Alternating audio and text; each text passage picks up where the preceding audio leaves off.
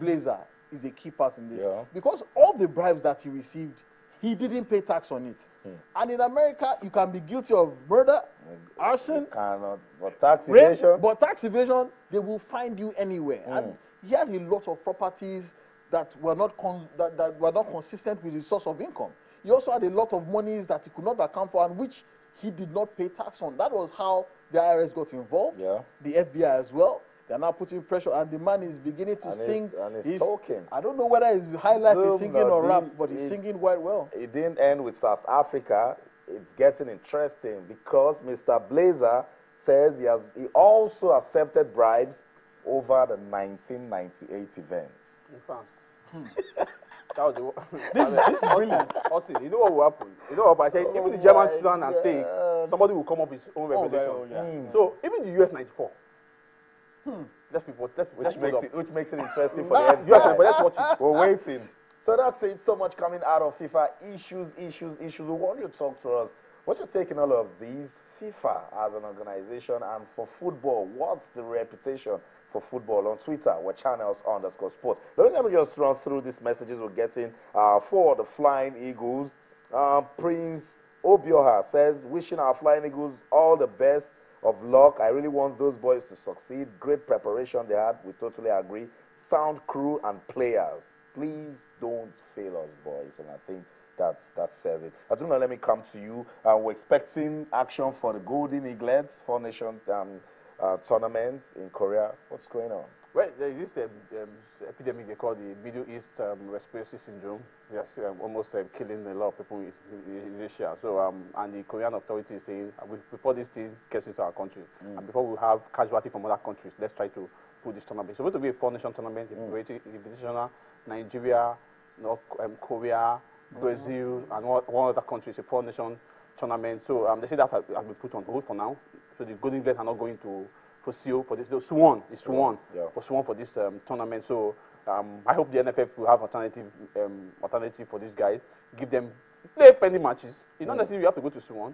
Play friendly matches. Engaged. The Kelechi Iheanacho's generation, they toured the entire country to play friendly games, and that was how we got the best of players, a near perfect team for the tournament in 2013. So let them play friendly, because they are just coming out from a tournament that they didn't win. We expected them to win. They didn't win. They came fourth. And a lot of pressure on the coach technical group. Let them play friendly games and let them use the opportunity to see players who have not had the opportunity of wearing the green jerseys of Nigeria. And that was the same template Manu Garba, even Amunike, who was part of that coaching crew, used. So Suwon is not the end of the world. They should get alternative friendly games for the guys. Because the Flying Eagles, they were busy from start to finish before leaving. And then today, when Dumnado was speaking, it came to mind when Morocco, they were scared over the Ebola.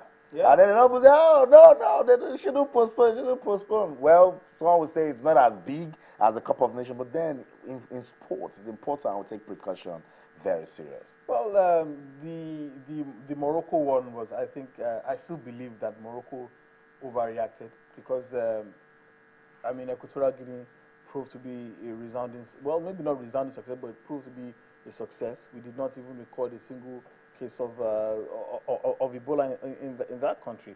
But South Korea, but this is a different disease entirely. The Middle East respiratory syndrome, or is it virus? I don't know what it is. But it's been around for a while, and it's been quietly wreaking a lot of havoc, especially in Southeast Asia, in the Middle East as well. And a lot of countries in that region are also concerned about the fact that you might have cross-border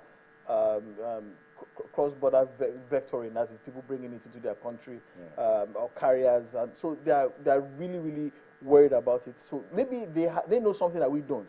Maybe they have some kind of information that we don't, as regarding how lethal the disease might be, how quickly it might be spread during the course of holding a 4 Nation tournament, and they decided to postpone, not cancel.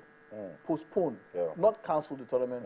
Maybe they will also use Morocco asked you guys, let's postpone it, and then CAF said no.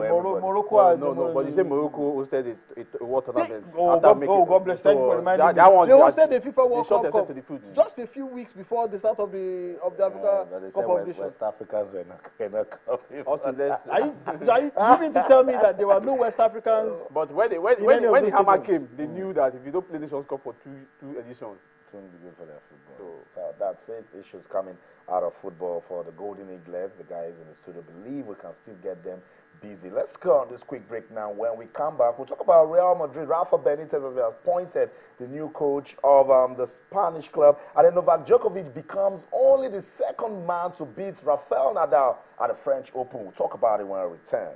To stay.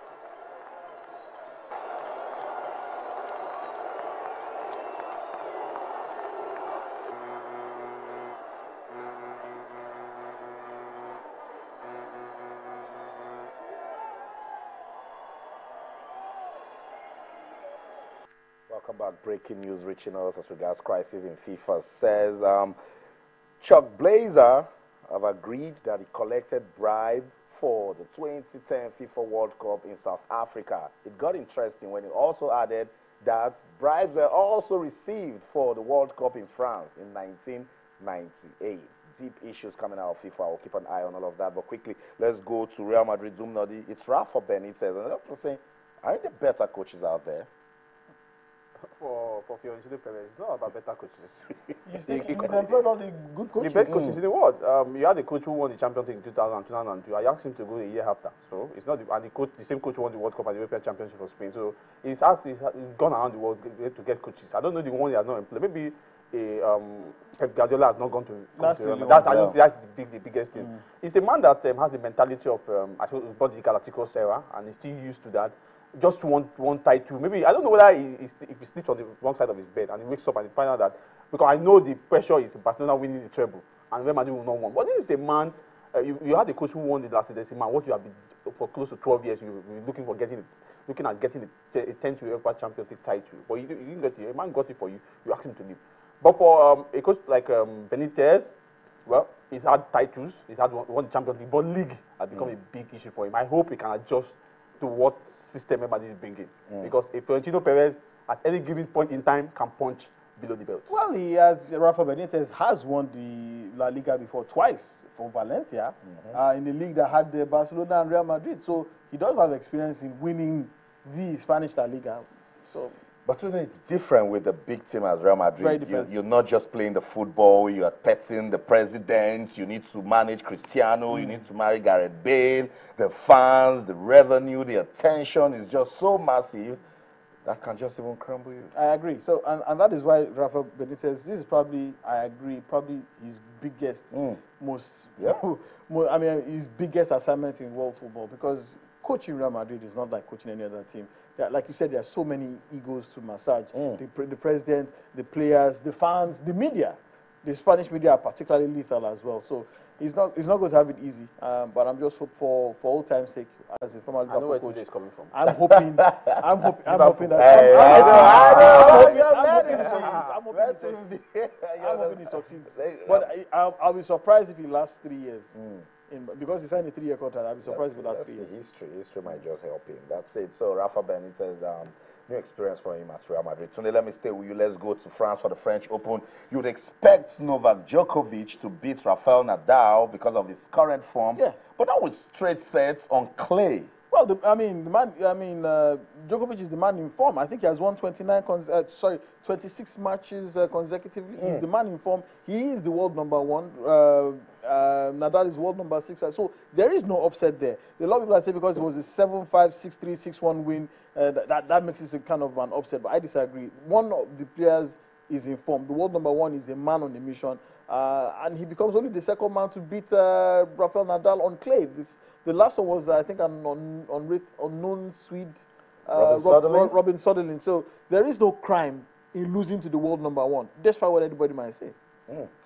So that's it. We're running out of time, but remember, you can catch all the latest updates coming from the French Open right here on Channels Television News Bulletins. Will give you all the details you want. Jumali, thanks for coming on the show tonight. Thank you so much for also coming on the show. That's it. That's the show for tonight. But remember, you can keep talking to us, particularly on this issue coming out of FIFA. On Twitter, we're Channels_Sports, and on Facebook, we're Channels-Sports on behalf of the ever dedicated sports team at Channels Television Sports Center in Lagos, Nigeria. My name is Austin Okonakman. It is getting interesting. South Africa says we didn't take bribe. Chuck Blazer says we took bribe to give them the bid to host the 2010 World Cup. That's more than enough reason for you to keep talking sports.